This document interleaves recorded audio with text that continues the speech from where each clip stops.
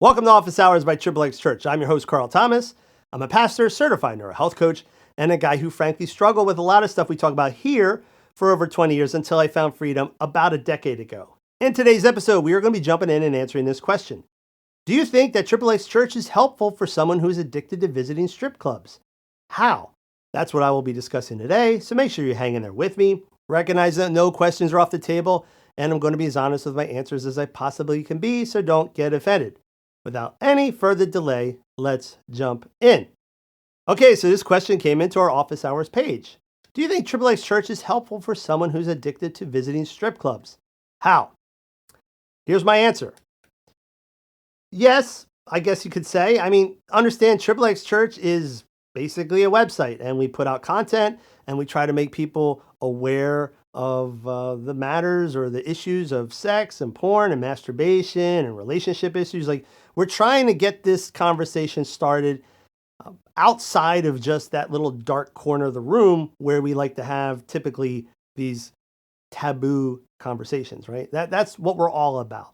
And so our mission, if you will, is to, I don't like to use the word raise awareness, but get the conversation started, talk about the things that need to be talked about, good or bad, comfortable or uncomfortable, and then point people in the right direction, hopefully plug them into some supportive communities to help them with their behavior. That's what XXXchurch is about. So usually people come to us because of porn issues. That's because pornography, I would say, is the more common unwanted sexual behavior that a lot more men struggle with. Strip clubs, you could possibly say, is like next level.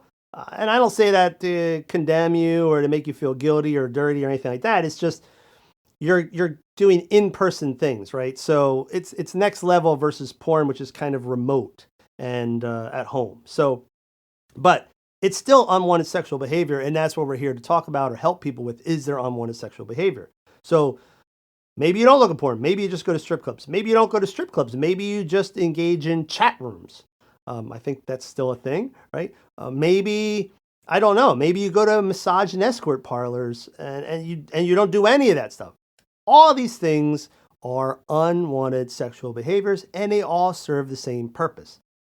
They are all, I use this term loosely. I don't mean it like medicine as in it heals you, but these are all quote unquote medicants for the realities of life that we don't want to deal with. Our pain, our trauma, our anxieties, our insecurities, our emotional difficulties, right?